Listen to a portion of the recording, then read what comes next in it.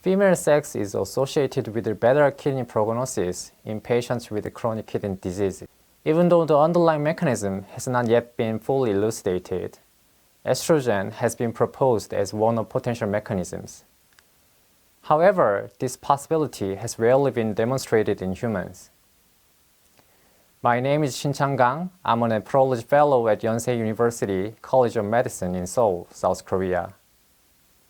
I would like to share with you the main findings of our paper entitled The Association of Reproductive Lifespan Duration and Chronic Kidney Diseases in Postmenopausal Women, recently published in Mayo Clinic Proceedings.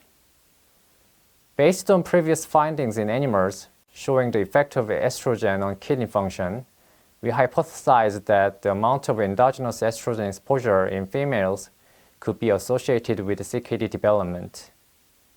The female reproductive lifespan duration, shortly RRD, is commonly regarded as the period between menarche and menopause, and this has been considered to correlate with the amount of endogenous estrogen exposure.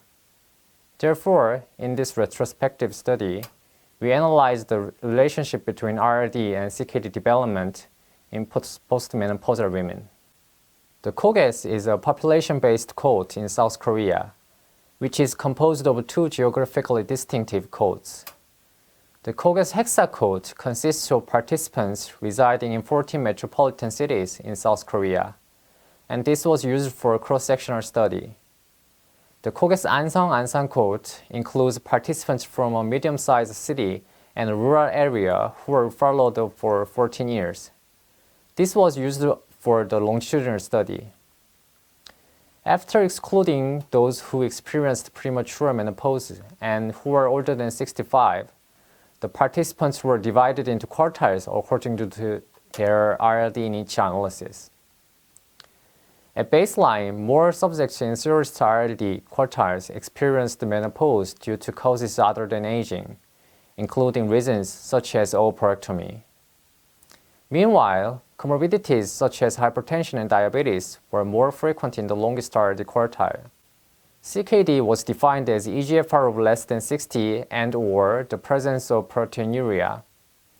For the cross-sectional study, only one measurement was used and the longitudinal analysis used at least two consecutive results to define CKD.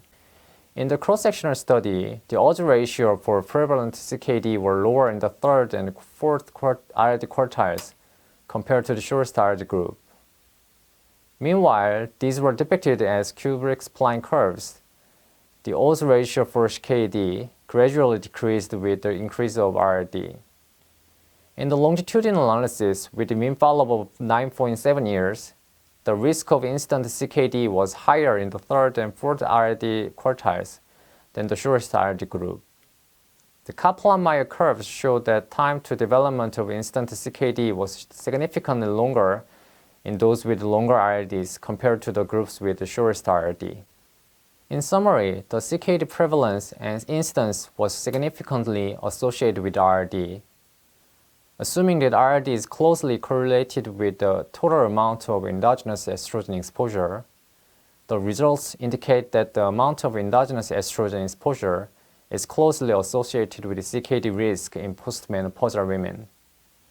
These findings suggest that a longer exposure to endogenous estrogen, which will correlate with a shorter duration of endogenous deficiency, may be associated with a lower possibility of kidney damage.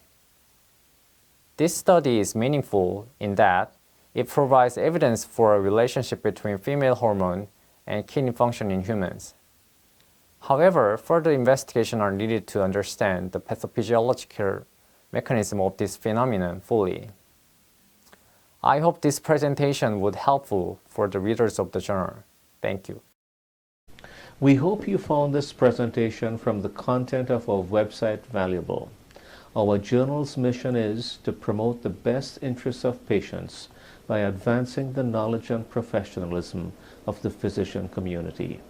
If you are interested in more information about us, our homepage is www.mayoclinicproceedings.org. There you'll find access to information for our social media content, such as additional videos on our YouTube channel, or journal updates on Facebook. You can also follow us on Twitter. More information about healthcare at Mayo Clinic is available at www.mayoclinic.org. This video content is copyrighted by Mayo Foundation for Medical Education and Research.